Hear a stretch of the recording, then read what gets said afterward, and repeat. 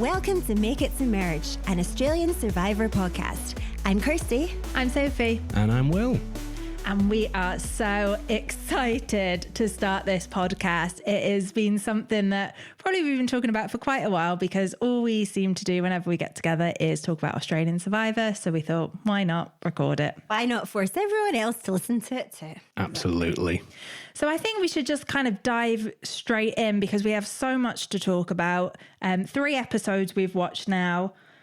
I personally want to kick off by just saying I thought the first episode was probably one of the best first episodes of any Australian Survivor season we've watched. So much good stuff happened. My personal favourite was the bus that they carted the Brains tribe in on. What were your... I really liked that. I really liked how they were running alongside the bus. I'm trying to remember, were the Brains like waving to them? Or they were waving to them, like jeering. There was a lot of jeering. Yeah, I thought so. I'll tell you one of my favourite things about it then. Brains v Brawn. I love how they just keep calling it the rematch. Love how Jono keeps saying that, the rematch. Yeah. It's like, well, it's not the same people, is it? So is it a rematch if it's like completely different contestants, completely different game? Yeah, it's very loosely a rematch, I guess. But yeah, it's really kind of amping things up. I'm enjoying that. I mean, if Jono wants to call it a rematch, he can call it what he wants. What Jono says goes. They're really cashing in on the success of the first Brains v Brawn season. Trying to remind everyone, remember how epic that was. Now this is going to be the same thing again, right? Yeah. Hopefully. This is the same. And it's already off to a great start. Well, yeah, they're not wrong. What did you think when he asked if Brains versus Brawn were to compete, like, I can't remember how many times it was, like 20 times. Hundreds. What would you think? 100 times. I've got this written down. Cool. AJ, poker guy, he asked him if they were going to run it 100 times, who would win every time.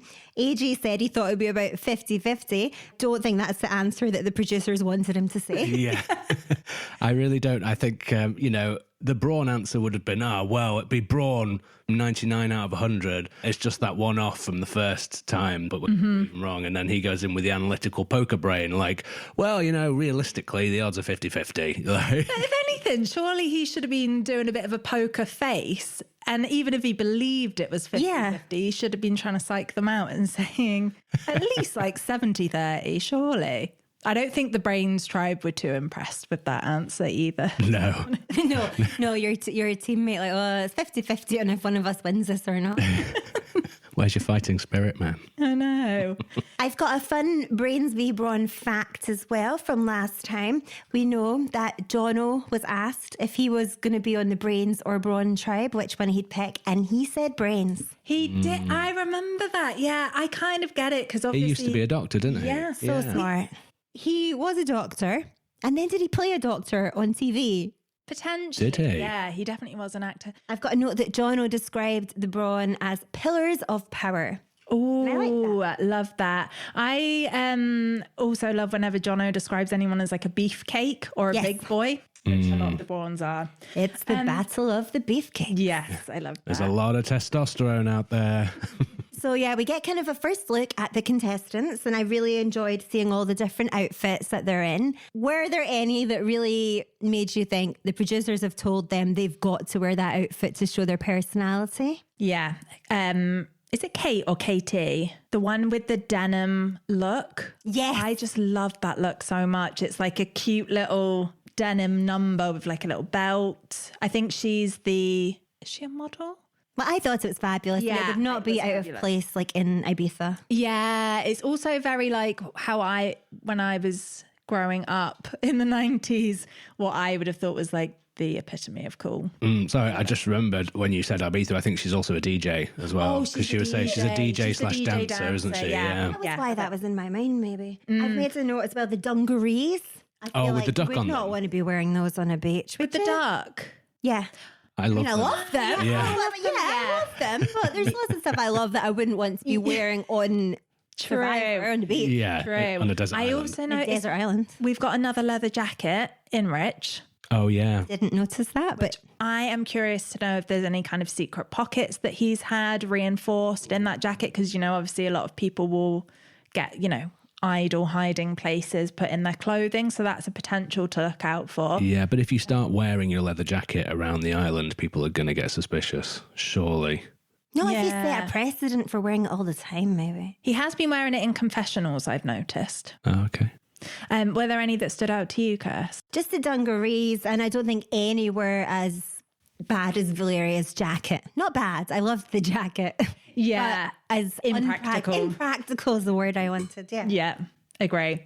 So then we obviously move into the first challenge, which I felt like was a tiny bit of a dud. I don't know. I don't know why. So they were given like all of the sandbags and the sticks, and then they had to try to get that key off of the coil. But I don't know, it just felt like the sandbags were quite unnecessary. Well, they just got on each other's shoulders, didn't they? Yeah. It's like, well, why did they bother running down the beach with sandbags then? I know, yeah, just like completely tired them out. And then it was a bit of a steamroll by the Brawn tribe since Max threw the sandbag and it just landed on the coil. I do like when there's a key involved, though, in the challenges, when there's a bit of key shenanigans and they're trying to get it with like a big stick. True. I like that. Yeah, although I feel like we've seen it done better. I'll say that. I would agree. Just made a note that Jono described the Brains tribe as a complete disaster. I mean, fair enough. It wasn't great, but I do feel like Max was quite unfairly punished for his failure in that task. Because, I mean, I don't know what he was trying, really, because it would have been pretty impressive if he'd managed to throw a sandbag and it had unfurled a key from a coil. It wasn't like it was just a straight piece of metal. It had to unscrew, essentially. He had to do a 360. He would have had to hit it incredibly accurately, like 10 individual times to make it end. I think it was just pure desperation at that point, right? You see the other tribe, like, pushing ahead and you're like, well, I've got to do something. I'm just going to chuck this thing. I'm just going to do this. Make it worse. So then we're obviously back to the tribes and then we can see like them kind of introducing themselves. This is when we meet the witch, Laura. Oh, yeah. Which I just love. I love that intro. Laura, 25, witch. Perfect. That's what we like. Any kind of initial standouts for you at this phase or a bit too soon? I liked when Nash said that the tribe, they were a funny tribe and there was a bunch of followers, wannabe leaders and himself. Which you think he thinks he's none of those? He thinks he's none of those because he's not a follower. He's not a wannabe leader. I think he thinks he is a leader. Right. Okay, yeah. I see that for him. I see him thinking that, yeah. Yeah, definitely. So I guess like pretty soon after that on the beach is when Nash decides to take himself off and start idol hunting, because this happens incredibly quickly. I just feel like there's so much to dive into with the whole idol hunting situation. I personally am still flabbergasted by the whole thing. Right from him finding it 5 minutes in to basically everything that happens with that idol afterwards. I'm honestly still crying.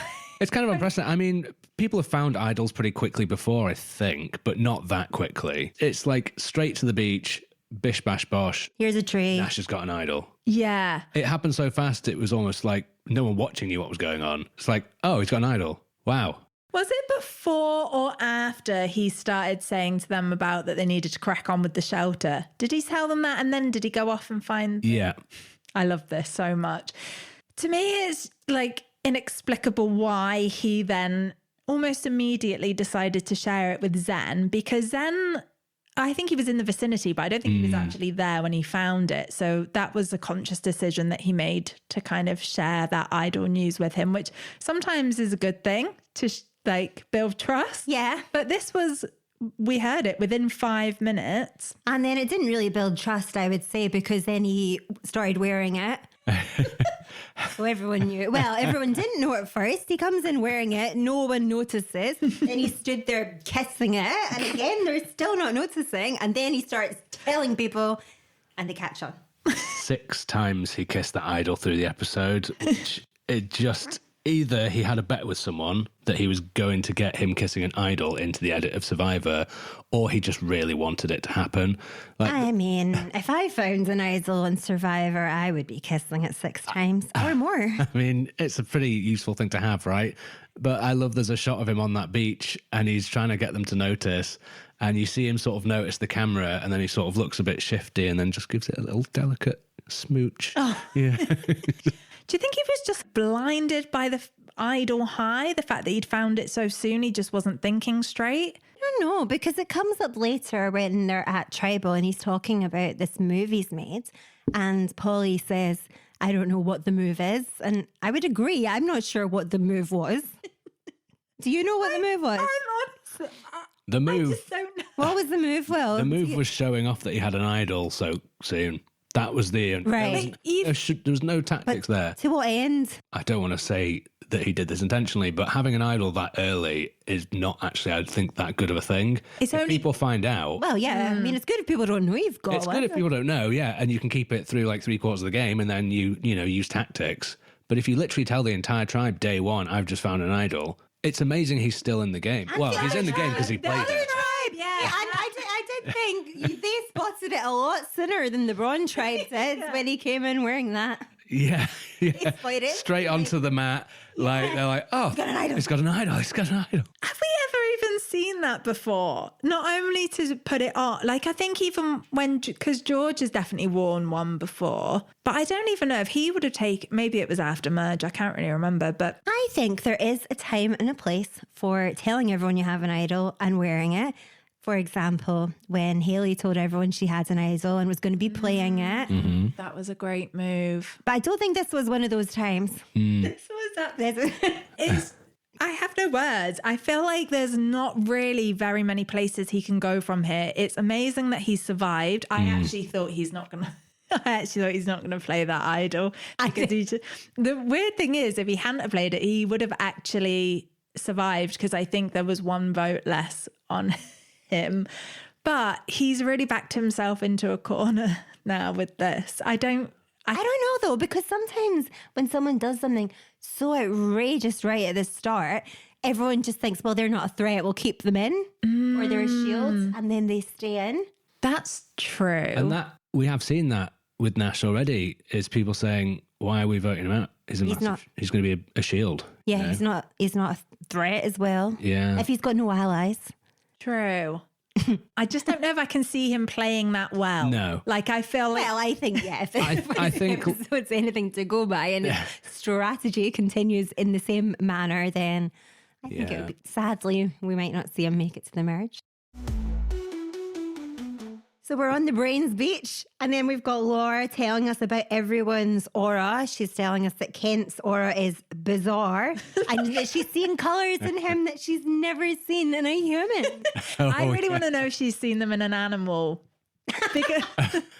Because she didn't say that she'd never seen them before. She just said never seen them before in a human. In a human, yeah. I thought she was going to start talking about aliens, and then I was really on side, but she didn't, unfortunately. That's a shame, yeah. Yeah, and then we've got some great editing because as she's saying that, we then cut to Kent hacking away through the jungle with his machete, and I just bloody loved it. Someone said he was like running around like a madman, chopping things. The whole Kent machete rampage was just a joy. It's so I good. think it's understandable because when else are you going to have a machete? You're going to be running around the jungle. Well, Kent probably could because he's a multimillionaire. Well, he literally said the only thing he cannot buy with money is this experience. Yeah. He could buy a jungle. He could buy a jungle and multiple machetes, but yeah, he was. He could buy an island and pay people to play Survivor with him on his own game. I felt that when he said Survivor's a bucket list item for him. I mean, isn't it for us all? Yeah, well, I don't know. I know. Watching it, yes. Yeah, watching. I don't think I could hack it personally. You can hack it with a machete. Yeah. No, I definitely couldn't. I would have loved to be on that beach with Kent, though. I just, what a guy. I did love it when he was hacking a tree with so much enthusiasm, and then Miles comes up behind him like, oh, you done with that machete? It's like, get out of the way. Do you think that's what sparked his rampage against Miles? Was it asking him for the machete. Maybe that was it. Because he dared to suggest that anyone else should have the machete. Yeah, because it did kind of seem to come out of nowhere a bit. I'm still stumped as to why he's actually gone for Miles. So you might be on something. They've edited something out there, or it was the machete, I think. I really don't feel like Miles has had that much airtime for us to really see like why everyone is, well, not even really everyone. I mean, we got a wee snippet of him kind of running around chatting strategy with everyone. But Yeah, I not guess. enough for the It the does. vitriol. Yeah, it does make me think, though, because we've seen so little of Miles, and yet he's been quite a focus, at least for Kent, that he is maybe going to go quite far in the game. Perhaps he might even make it to merge. Oh, I think he will. I think so as well. I think he's got a lot of promise. And now that Kent's gone, he's not got kind of anyone gunning for him really that we know of yet. When do we see the hat burning? I feel like that's... I'm not sure, but I know, it's kind of, Ken is fuming because people are settling for personal mediocrity. What did he say that in relation to? Because it was the challenge. He was so mad that they lost the challenge. He said they were all settling for personal mediocrity. And he was absolutely fuming at Max, which, to be fair, not a great move, throwing that thing. And then he decides it's time to throw in a hand grenade. We see him creeping around in the dark, and then he throws the hat on the fire. Another inexplicable. Inexplicable, but I think he's just so excited to be on Survivor and in Survivor. He's seen the hat burning before. It's an iconic move. He's like, I'm going to burn the hat. I'm going to burn the hat. And I can imagine him psyching himself up. Do you know, you think like as soon as he saw Max with the hat, you know, when they first met, he was like, I am burning that hat. Yes, absolutely. Right, I don't care. Is that he's like, I'm going to blame it on Miles. From what we've seen of Miles, which hasn't been a lot, like, are people buying this that he threw that hat on the fire? Because he doesn't really seem the type that would throw someone's hat on the fire. Surely not. I can't imagine him selling that. There must be something we've not seen because people did buy it. There were a couple of people, right, who were like, oh, yeah. And even in the tribal, when he like announced that he was trying to blame it on Miles and it was him all along, people were like, oh, I believed it because of something you said. Well, I mean, though at first Max doesn't believe anyone actually burned his hat because he's saying like no one would ever actually do that because they know they'd get voted straight out. Yeah. Which I appreciate that he thinks the rest of the tribe are so on board with him wearing this hat that if someone dared burn it, then they're all going to rally together and vote that person out. Well, technically they did. Yeah.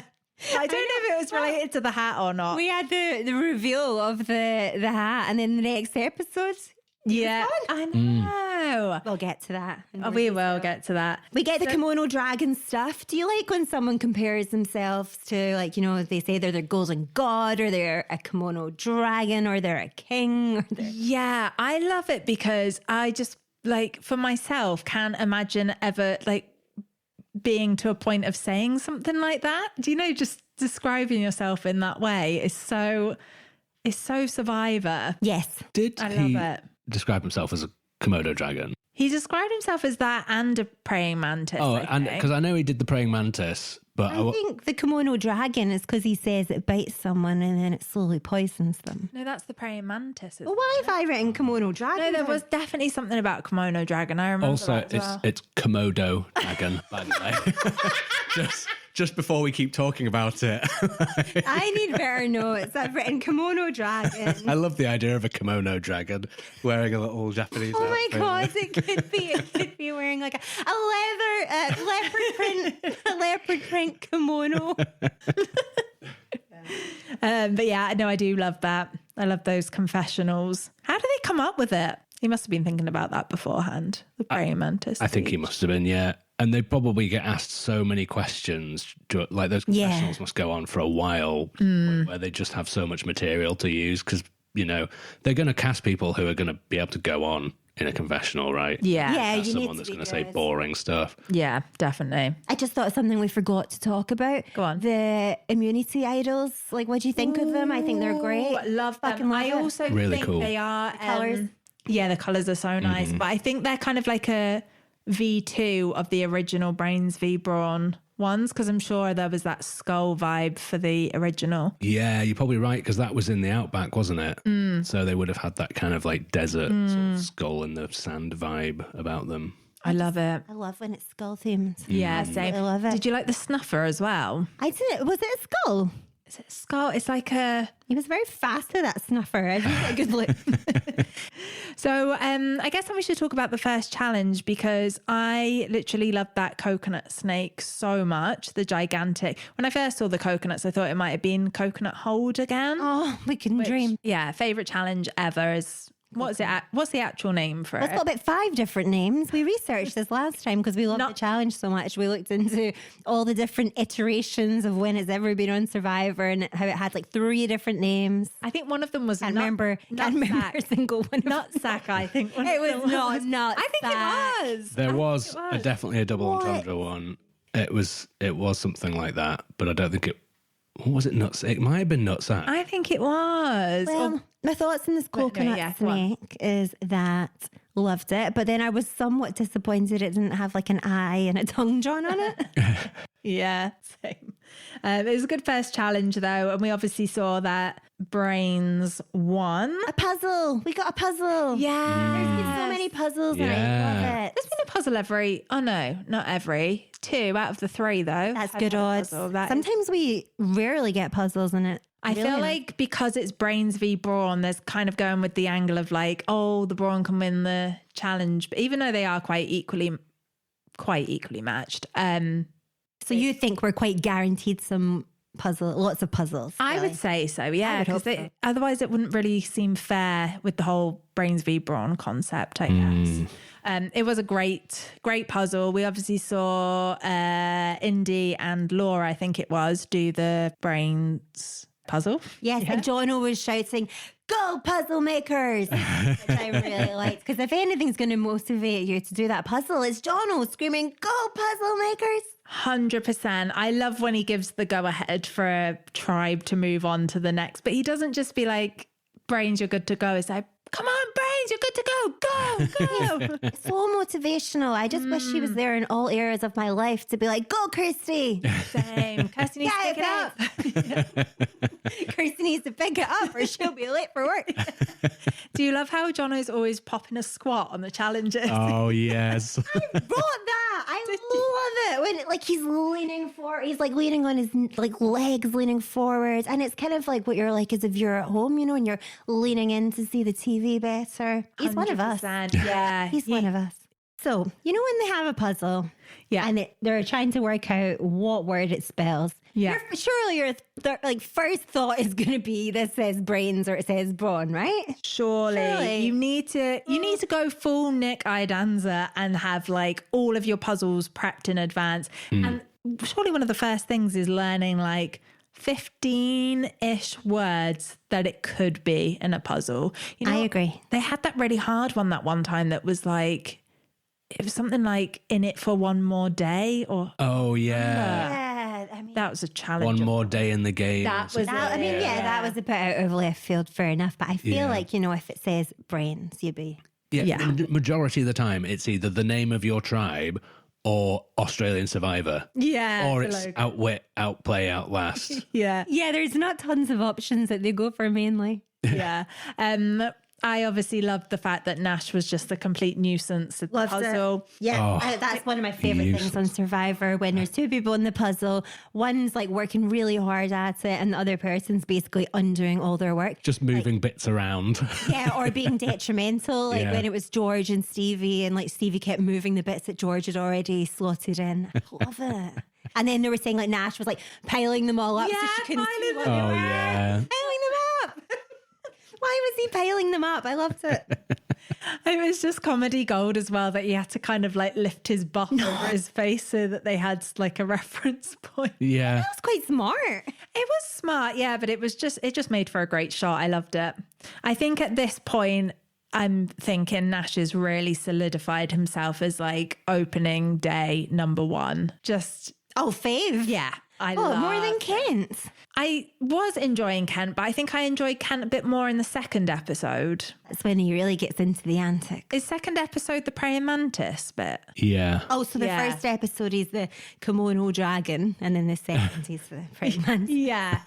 I think Nash just is big main character energy in this episode. I loved it. Every time she was putting a puzzle piece in, he was taking it.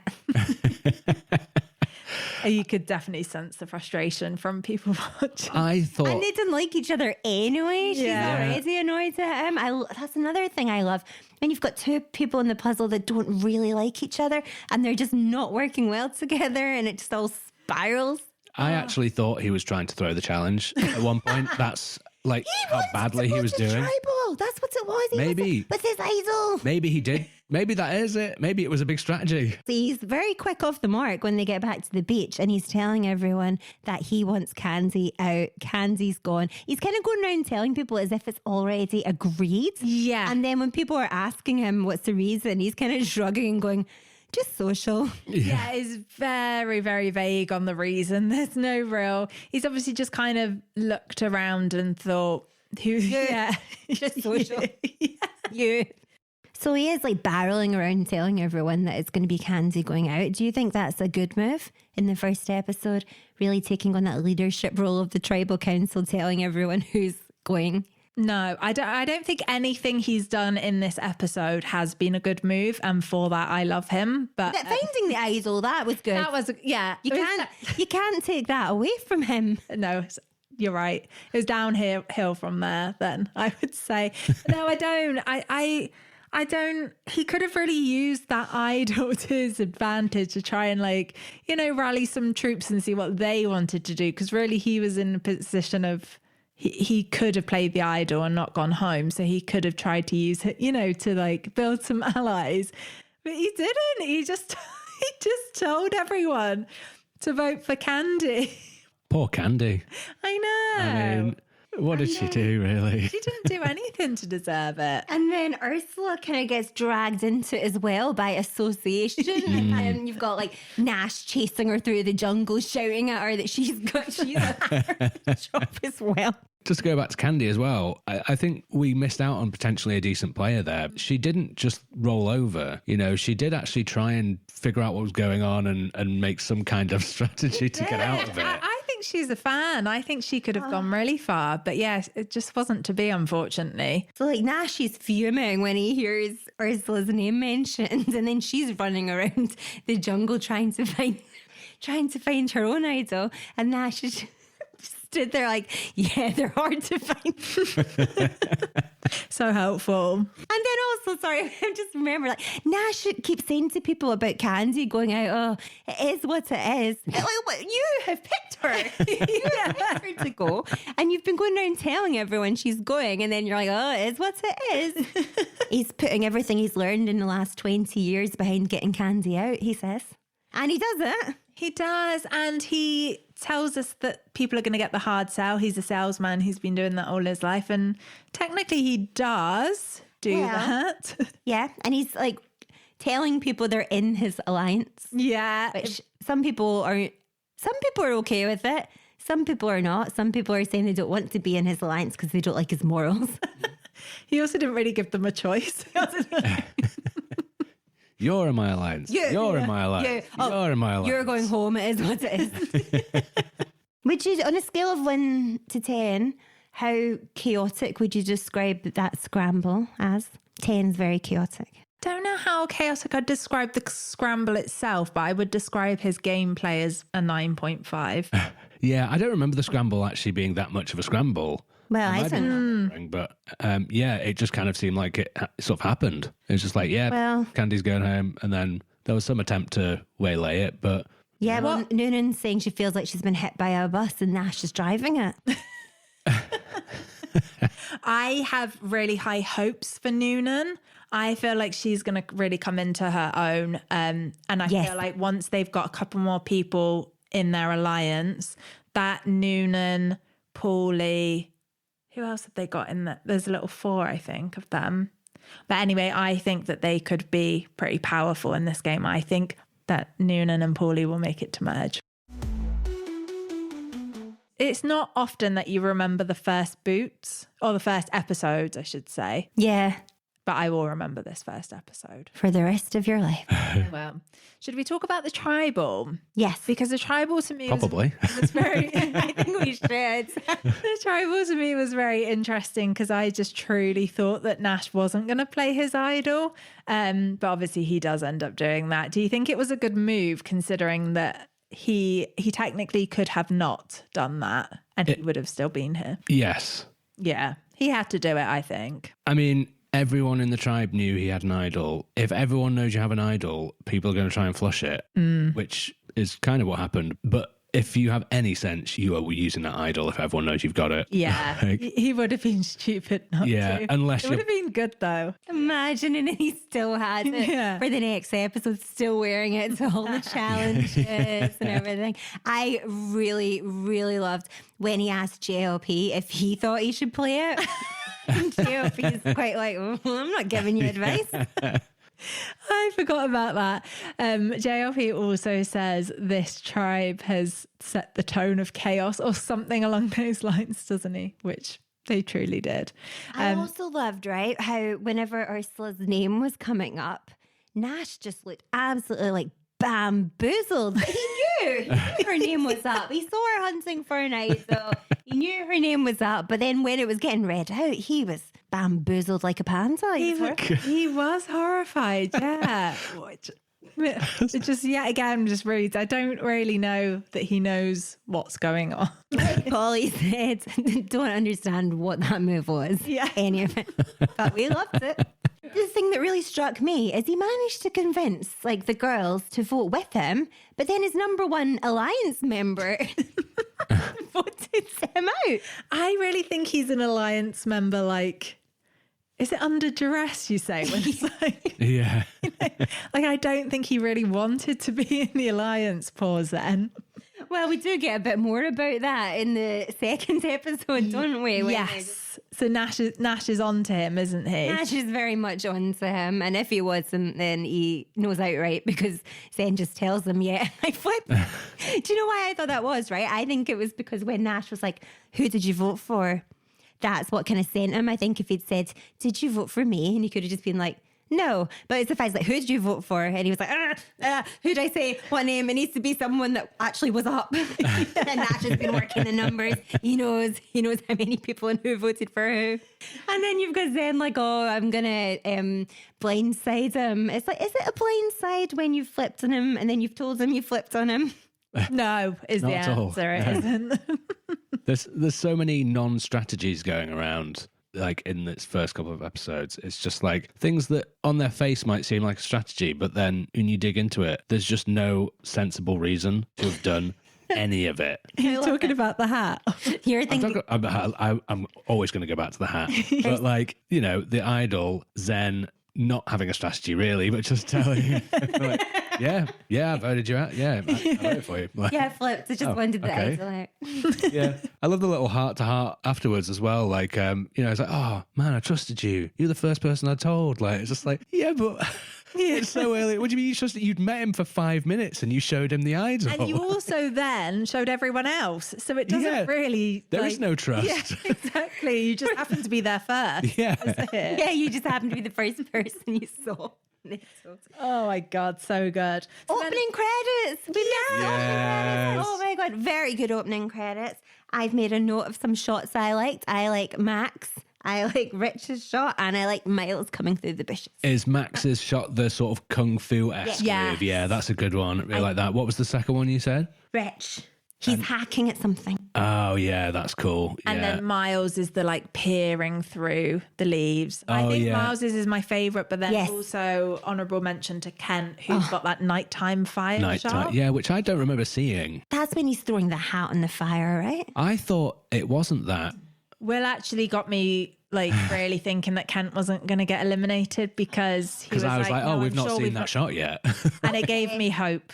If you were going to be on Survivor and you were going to be in the credits, would you be keen to have the flag carrying shot? Because I would like that. I like the flag carrying shot. Yeah, I really would hate like an in action No. challenge shot No. because they're Yeah, really bad. I'd quite like one, you know, just like with the firelight glistening by the campfire, you know, like a nice sort of candid. I don't want any of that hideous, like me trying to haul myself over a 6-foot wall or something like that. They do some people really dirty. They do. I would like a shot of me winning the whole thing in the credits. That'd be a nice shot. That would to be have, quite yeah. Yeah. What would you have, Will? I would like an action shot, but Would like you? a water bait, because I'm assuming if I'm going on Survivor, I've buffed up.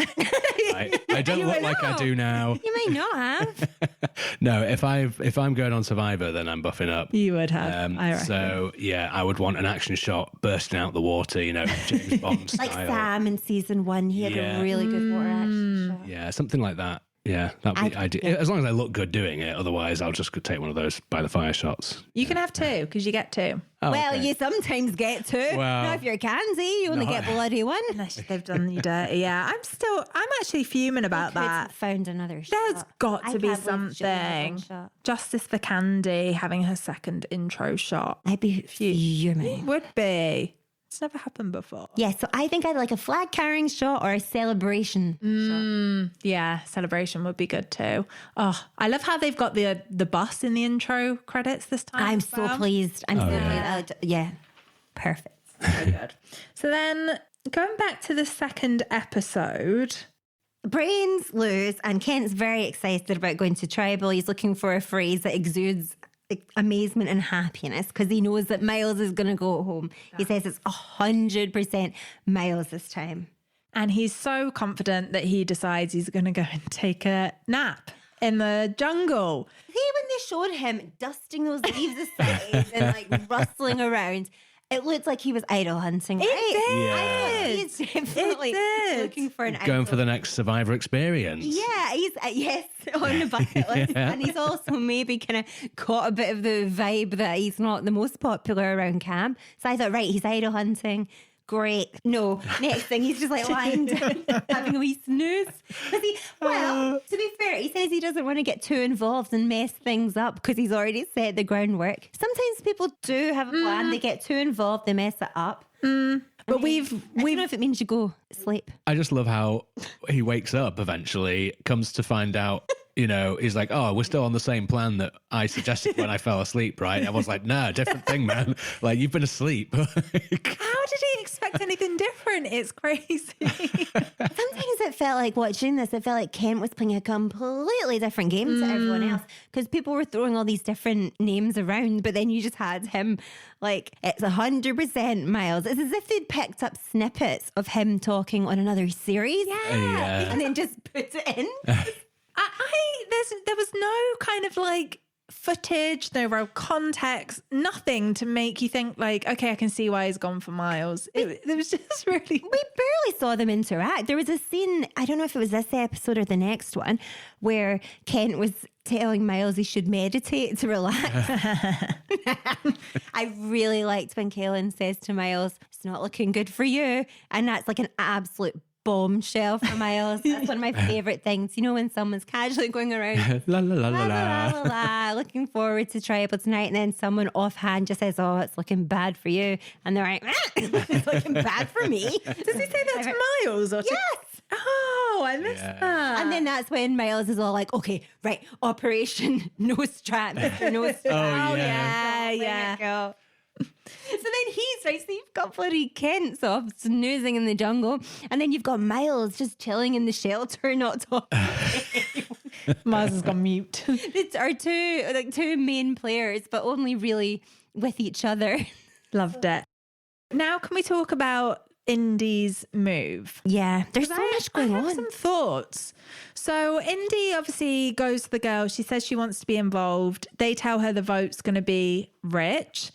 She gets the impression, and I think rightly so, that she's just a number to them. She's been told that this is the vote, but she is very clearly going to be bottom of that alliance. So she goes to Rich at the quote unquote watering hole. He's there with Max, and she proceeds to tell them the girls' plan and says if they flip, then they would have the majority.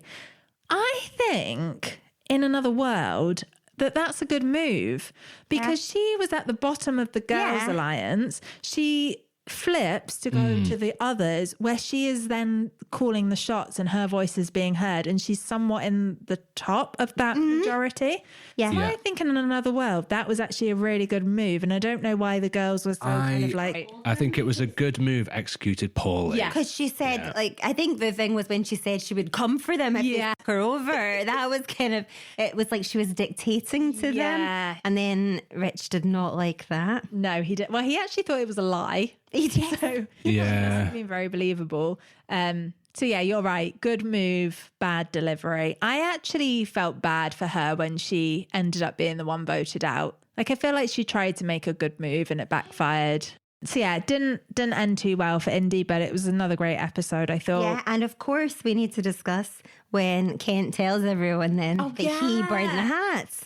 To what end? This is the most inexplicable move. I just boggles the mind. Like, okay, fine, burn the hat, you know, iconic Survivor thing, having a bit of fun, great. But at that point, you've just thrown yourself under the bus. You've dug yourself the biggest hole. Like clean about that. No. Tribal council. No. You don't complain about that ever. Like, it goes to the end the moment until final tribal. Perhaps. Yeah.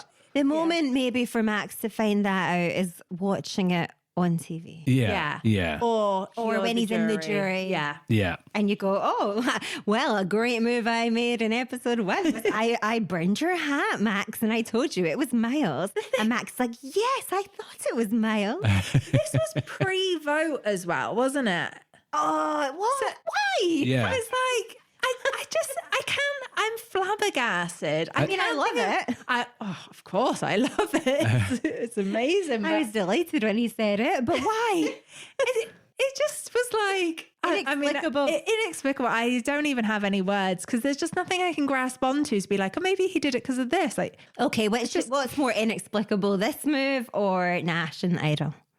this one. Yeah. Yeah. Yeah, because at least with Nash, you could be like, okay, fine. He was trying to like bravado it. Like, I don't know. There's more things that you can kind of justify. I mean, you can't because it is still inexplicable why he did that. But I just have nothing for this hat confession. I don't. Maybe it was the heat of the tribe of the fire. I feel like you could even tell Max was livid. Oh, he was furious. He was seething. Why did he tell them? He sealed his own fate. Sorry. And then he tells Miles as well, doesn't he? I was trying to pin it on you. Why does he do that? Max wanted that hat to be like his equivalent of Harry with the little like, you know, the little reed that he had in his mouth. He wanted to be there at Tribal with his cowboy hat, but it got burnt day one, so he didn't even get an opportunity to wear it to a single Tribal. So I can imagine he's fuming. He's proud of that cowboy hat. You know, he's brought it. He's like, this is going to be my Survivor cowboy hat. Yeah. Burnt day one. God, and then ashes. even when Kent's trying to make him feel better about it, he's like, oh, I'll buy you a nice one. Like, you know, he's still insulting the hat in the process, not a cheap rubbish one. Yeah. It's not a cheap plastic hat. It's like he doesn't need it outside Survivor. He needs it now. He needs it to wear to Tribal, but he's not got it because you burnt it.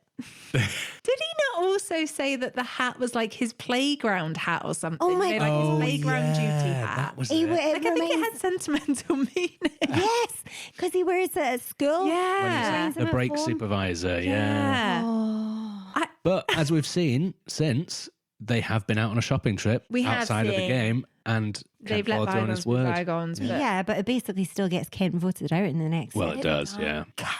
Why? Why?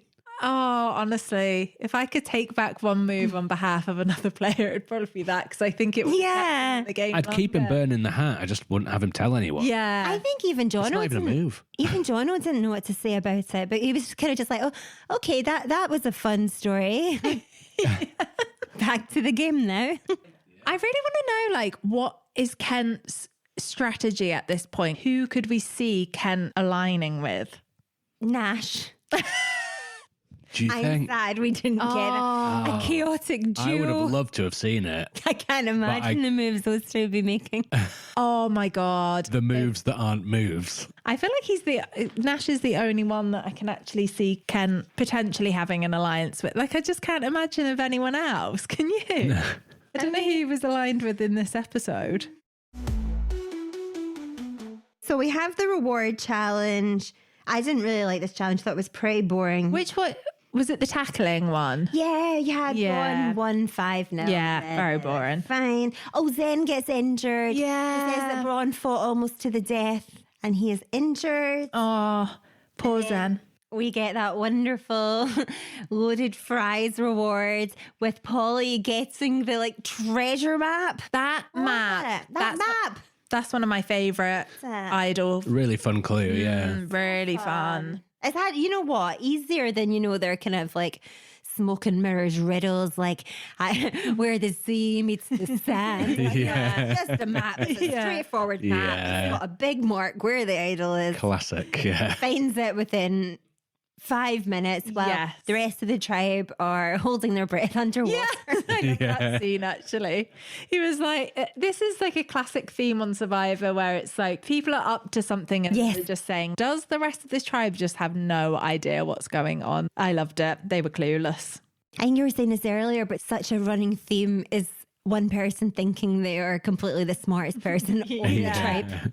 I loved that because we had the confessional of him saying that and then it cuts to Noonan like, did you get it? Yeah, I love that. It's like no one has any idea. I don't think they're very smart at all. Next thing Noonan. So you got an idol. Yeah, that was a great call on her part. Like, that made me appreciate her as a potential player. I like her. I do. Clearly aware of what's going on. And she knew there was likely to be an idol or a clue in that reward. Also, can we discuss? I loved that like sexy paramedic montage that they did of Paulie. Yeah, it was pretty great. Dramatic. I'd love a montage like that. Yeah. That's hashtag goals. it was like something straight out of like a hospital drama. It was. Yeah. Oh, it was amazing. I feel like he deserved it. I really like him. I like how he's kind of dancing his way around the jungle, finds his wee idol. Playing it quite under the radar as well. Just like, good social game. But I mean, he's got the idol. And we obviously see that he kind of tells a porky to Noonan as well. Yes. What did you think of that? A good move or? I'm interested to see how it's going to play out because he's going to have to go around there now and hunt for the idol again. And then people are potentially going to see them hunting for the idol. Yeah, So- and she's potentially going to be like, why is it not there? Has he got it already? Yeah. Is he Has he lied to me? lied to me? And they're meant to be an alliance, those two. So it could have been quite a good bonding strategy. Yeah. Were you surprised when he found the idol and he didn't come back to the camp wearing it? I was flabbergasted. I mean, surely that's the first thing you do when you find an idol, right? It's on. Don't you Put it tell on. everyone? Kiss it 6 times Yeah. for luck. Also, we need to talk about Zen because obviously we go to the challenge and we see Zen come in the plaster cast. Very chill. Comes Very in, joins the chill. line as if he's going to tell them he's back. I was thinking that he was going. I was thinking he was back. And then he drops the bombshell. There was no way with that cast, though. No, you It's can't do anything. You can't participate in any challenges that require any physicality. But I do think that Jono saying to him, I've certainly enjoyed having you here. That is a prize in itself. Touch of class. is, yeah. In my books, he's already won. Yeah. I really want them to invite him back. I was thinking that might be know. something that they do, but then I thought, I think I'm getting confused with Drag Race. When Well, they- they invite him. Well, we had it with Nina, who went out injured. Then she came back for yeah. Heroes versus Villains. You're right. Yeah, Yeah. I think he could definitely come back for a different season. Because I don't think we saw enough. No, I I feel like there was like a lot of unresolved storyline with him and Nash because he was pretending to be his ally, but he wasn't really. He was going to blindside him. And we only got one rap. We only got one rap. We need more. We need to Shame. see more from Zen. I was going to say, I loved when he said that the hardest part of this game was like not letting everyone know how clever he was. Yeah. So I need to see that play out a little bit more, I think. Did he say something about simmering down his intelligence? Yeah, something like that. And then the challenge. It's another pole one. Yeah. Pole in the vase. Pole in the vase. Quite liked it. I quite like a catapult challenge or slingshot. Oh, yeah. I love when they've got a slingy. It always looks a lot harder I feel like it's a lot harder than it looks. Like, it looks like it'd be quite fun, but they're having to sub in, sub out. At some point, Nash somehow manages to sub himself in despite the rest of the tribe really not being on board. Didn't someone literally say, how did Nash get in there? Yeah. But do you know who was amazing on the slingy? Ken! He was up and he was like, boom, boom, boom, boom, smash, smash, smash. He could have saved himself. Really, really hope that he could have just got like 2 more done. He even jumped in on the commentary on himself. Didn't he was like, and Ken smashes in another one. Something like that. That's the real reason why he went. JLP's saying to the producers, no, he's got to go. He's taking my gig. He can't be doing his own commentary. Get him out. So yeah, the Brawn win in spite of Kent's absolutely incredible efforts. But Kent's not too worried because he's still gunning for Miles. And this is when he tells Miles that he should go and meditate. Oh, God. He's not read the room at all. No. There's nobody else. I don't think anyone else is on Miles at this point. Is there? No. The only person mentioning him that we see is Kent. Everyone else is talking about Kent. AJ doesn't like that, though. He's saying that voting out Kent is the dumbest move of all time. Dumbest vote of all time, sorry. Which I'm sure it's not. I'm sure there's a dumber vote. What, they're voting out Kent? I mean, I don't think they should have voted him out, but I'm sure there's tribes that have done after yeah, votes. probably, but yeah. Kent was a great target. He was such a great target. Maybe it is the dumbest move. I mean, for me personally, yeah, it was. Yeah. I love him. I was so blue after that. I was devastated. I know. I was actually very upset. We thought it was weird we hadn't heard off you. She's definitely in mourning. I know. Well, because our group chat, we're all talking about how much we love Ken, and then I knew what was coming for you. Oh, it's devastating. Right, I think we need to really dive into AJ's game here. Because like I said, he was really bigging up the poker play. He was talking about how much he could read people. He decides he wants to get rid of Logan, which potentially is a good strategy because as we saw from her clip, she is a social expert. She's very good with people. So she could potentially be a massive threat a bit further down the line. Yeah. He decides he wants to get her out now. He has this weird coded conversation with Ali where he doesn't actually tell her who he wants to vote out, but asks if she'd be on board with it. We get that great wee line from her saying that if Kent burns her hat, then she's going to drown him. Yeah. But we also get, it's either a confessional or she's talking to Logan where she says, I've had this conversation with AJ. It's going to be rich. Yeah. And he's not said anything, but she says something like, if it's who I think it is, then I'm definitely on board. Which is Why is it not clarified in that moment? Right. He was still was he still working away getting the other numbers or something? I don't know. But as a viewer, it was an absolute joy watching her go straight to Logan and say, there's another plan afoot. He's got another name. He's going to tell me who it is soon. Not right away. He's going to tell me, come back and tell me soon. But I think he's going to say it's Rich. He's going to say, are you on board with this? Yes, they're both on board. And I just watching that thinking, well, this is going to not play out the way you two think. This is Loved it. Pure joy, like you said. So I still can't get over it. I don't know. This is another inexplicable move for me because It's not him that's going to be voted out. It's not him that's going to be voted out. We've very clearly seen everyone talking about the fact that there's a girls' alliance. The girls are in the minority right now. Well, they are. So he could have done that move potentially as a boys' alliance move. Oh, yeah, he didn't need to get any of the girls. Well, I don't know. No, did he? Would he have been able to flip Kent from his Miles vote? Well, a good I question. don't know if there was any tearing him away from that. He was set on it. Who do you think was more likely to flip? Oh. Ken flipping off of Miles? No. Or Ali flipping off of Kent? I'm voting Logan. Yeah, like, so AJ needs to get one person to vote for it. Well, Kent, probably. Well, I don't know. I don't know. I don't think Kent would have then gone to Logan though and told her. Well, he might have. He might. He was very unpredictable. I don't know what he would have. He might have been so furious that his Miles plan wasn't coming into fruition that he might have gone to Logan and said, look, you need to vote Miles or you're going. I don't know what he would have done. The whole thing was just... It was chaotic. Yeah. Logan is dead set on Rich. Yeah. AJ is very keen for Logan. Wait. Laura wants to keep Rich. Oh, yeah. That's Logan it. hates Rich. That's it, Can't yeah. live with him anymore. She also can't live with Kent, so I keep getting confused. It was chaotic. It was. So then we have finally the conversation comes after all this build up where he's going to tell her the name. He takes them to like the well, doesn't he? And then he tells watering hole. The watering hole. Yeah. And then he tells, is it Max and Ali? He tells. Yes. He drops the absolute bombshell that he's thinking Logan. I also love how Max is wearing his buff in this scene. Do you remember it? It's like over the top of his head, over his neck and over the top of his head, but his ears were out. I think they said something like, here comes the amazing Spider-Man or something like that when he walks up. Loved it. But yeah, it's just a catastrophic conversation for AJ. It They couldn't don't really love the plan. I'd say they severely dislike it. Yeah, it went down like a lead balloon. Even Max isn't on board with that. I know. It's just very, very badly thought out. And then we get just another one of these brilliant moments where someone finds out they're the target and it's a complete bombshell out of nowhere because Ali goes and tells Logan and she's like, what? Me?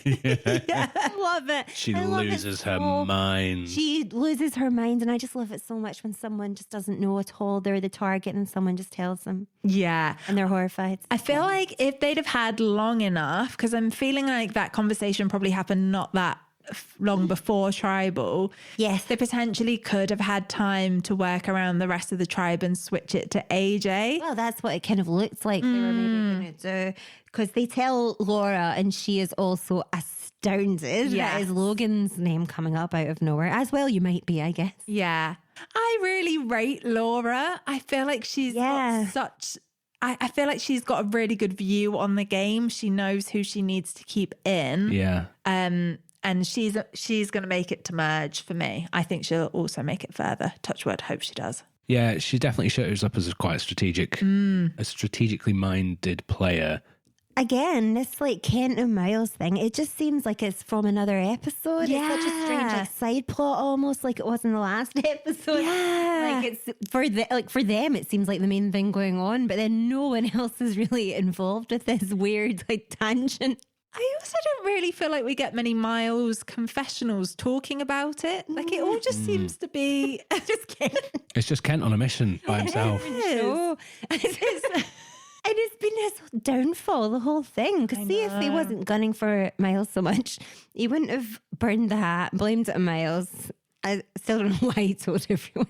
It's like a tribal when Jono was asking Kent if he thought he had a good read on the situation, and he said he thought he had an exceptional read. If he's being honest to him. Him sat there thinking everyone's voting Miles. Whereas Miles says he doesn't know what the dynamics are in the tribe, and I was thinking, yeah, I don't either, Miles. Yeah. No one does. It's chaos. I really thought the girls were going to do a tribal switch of the vote to AJ. You know, it seemed like it could be going that way. Obviously, they didn't in the end. But loved how they were sat near him and you just saw him. He kept looking over at them. he knew. And I think that's the producers doing the girls a bit dirty because I think they pick who sits next to Yeah, her. They don't definitely. get to pick, which... Quite crafty on the producer's part. You know, if you want two people to be able to come together and discuss put them together, if you want someone to go out and put them at the other ends where they can't. And he's like right next to them, basically just watching them whisper and scowl at him. I mean, I think it was quite obvious when Logan was saying, like, it was very obvious. It was, AJ knows that they know are on to him. that he knows that they know. I cannot wait to see how this unfolds. I mean, I was very sad that Kent went, but I do think we'll get some very good mileage out of this AJ Logan. What are you thinking makes sense for AJ to do now? Because he's pretty much shot himself in the foot. Do you think he can turn it around? I think he's pretty stuck, to be honest. I think his best bet is someone else pissing them off even more. Yeah, throwing someone else under the bus is probably his only option at this point. His best thing really is for Brawn to go to tribal council for a few in a row while he tries to kind of rebuild some alliances because he's kind of fucked it. Yeah, which is a shame. I'm trying to think how Max feels about him. He wasn't on board with the plan, but is he still I kind of get the impression from AJ that he's kind of sat a bit to the side from the guys' alliance because you've got Rich and Max who seem quite tight. I would say that his best bet is Rich. Is to really turn on Rich and try to get the girls to go against him. But Or even to maybe just step back, have a wee snooze and let kind of Rich dig his own grave. yeah. But I don't think Logan's for letting this go anytime soon. No, I mean, I think she'll be hell-bent on revenge. She'll be like Kent gunning for Miles. I think Only so at least too. it's kind of justified, I guess. I do love a revenge storyline, so I'm kind of here for it. We'll see how this one pans out in the next episode. There's so much excitement to come. So I'm going to throw out some names for you. Go on. Will we discuss whether we think this person will make it to marriage or Let's not? do it. I mean, this is the whole point of our podcast, isn't it? No, it's not. It was in the intro. This is our whole thing and we'll shove it in 5 minutes at the end. Well, we'll start with Nash. Do you think he's going to make it to merge? I think Nash is going to make it to merge. What? Do you? Yeah, because somehow he's avoided getting voted out. He's a shield. Yeah. He's not got a strong alliance. There's no reason for anyone who's got any sense of strategy about them to vote him out at this point because he's not a threat. And people like that tend to make it to merge. That's a very good point. I really hope that I'm wrong with this, but I don't feel like he's going to make it to merge. I feel like he's too much of a loose cannon and he's going to do something else that's going to wind up. That's a real consideration because I feel like up to this point, if he kind of keeps his head down, doesn't do much, I think he might make it to merge because he's kind of a shield. But I don't think he's going to do that. I don't think he's going to keep his head down. He's not a head down kind of guy. Do we want him to be? No, we want him not to for be. our entertainment. I want No. him to be unashamedly Nash. Himself, yeah. To you, Nash, because we love it. Yeah, 100%. Do you think Max will make it to merge? Interesting. I'm going to say yeah. He seems like he's quite popular within the tribe, which puts you in good stead to make it to merge. I think Yeah, I think he's not going to make it to merge for the same reason. Because I think popularity can work against you, especially if you get like an underhanded alliance. If you have popularity, you have power, right? So people listen to you. They want to do what, they're like, oh yeah, he's a nice guy. Let's go along with that plan. That's not a good place to be so early in the game. Interesting. What do you think? I think Rich might be his downfall because he's quite close with him. Yeah. So I think Rich might get taken out and then he's kind of maybe the next in line to get got by the coven. Potentially. I don't know. I feel like he might be more kind of is the word malleable? Yeah. And he did say he wasn't on board with voting out Logan. So that might go in his favour. Yeah, they could take him along. I'm going to go with yeah. I'm going to sit on the fence. Maybe. No, I'm going to say yeah. I think he will make it to marriage. Okay. I don't think Rich will make it to marriage. I kind of think he will. Yeah, I think he's a Simon Me-esque character. Yeah, like a lovable. Yeah, lovable lad's lad, Yeah. I love that he's a director. Oh yeah, I forgot about that. I love it. All the film analogies. Yeah, the film. But yeah, I think he's quite fun to watch, so I think he will make it to merge. I hope he does. What about Noonan, Polly? I think Noonan's a defo merger. Yeah. I can Yeah, I see think her so too. playing this really well. Yeah, I think so. Sometimes when you're watching someone and you think you've watched Survivor, you know how this works. You know the Yeah. crack. Yeah, I think she's one of those. I think the fact that when Polly went off and then he came back and she's like, so did you get the... Yeah, that's it. I That's think she's not had much time in the edit so far, but she's obviously got that strategic mind because of the whole idol thing. That's So, mainly been what we've seen. And then we've also seen her hatred of Nash. Yeah. And she's good at the puzzles, right? Oh, wait, no, they didn't win. But that was because of but Nash. that was because of Yeah. Nash. It wasn't her fault, right? No, he was moving them and piling them. Yeah. Okay, I've got a would you rather for you. Would you rather do something insane episode 1, completely blow up your game and get voted out? Or stay until like day 20 but do nothing of note? Number one. Absolutely. Do something fun and get voted out. Yeah, agreed. 100%. 100%. That would be the worst thing to But- go on Survivor and just be like a meh character. I know, but I guess while you're living it, you maybe don't know you're a meh character. You're getting 20 days out there, 20 days of the challenges. I mean, I probably hate it, but if you wanted to. Yeah, true. 20 Days of Jono. I would But still for rather. love of the game, you would have to go out there and give it your all. Like, Yeah, I'd rather go out on a duff move than Yeah. go out having made no moves at all. I agree. I truly can't think of anything worse than doing a lot of those challenges. And I just cannot get over how extreme they are. No, actually, probably for us, getting voted out day one is the ideal. Yeah. The experience. That's- That you don't have to sleep in that horrible shack for 8 like this. That's kind of what I was thinking when I answered it. I was like, yeah, and plus you get to not have to sleep there for like 20 days. You don't have to eat like the rice and beans for all. Alrighty, wow. This has been so much fun talking about the first 3 episodes with you both. I have loved where this season is going so Great far. start. Such a great start. I don't think it could have got any better, to be honest. I'm so excited for the next 3 episodes. We are going to be here podcasting about every week of Australian Survivor until the final. If you've enjoyed this episode, if anyone has listened to this episode, you It's can not my husband and our one friend that we persuaded to listen to. then you can like, subscribe, and follow us on Instagram. We're at Make It To Merge on Twitter, and we will be releasing new episodes every week. If you want to email us, makeittomerge@gmail.com. You're pretty much guaranteed to be featured in the next episode because I can't imagine we're going to be getting many emails. Please don't send us hate emails.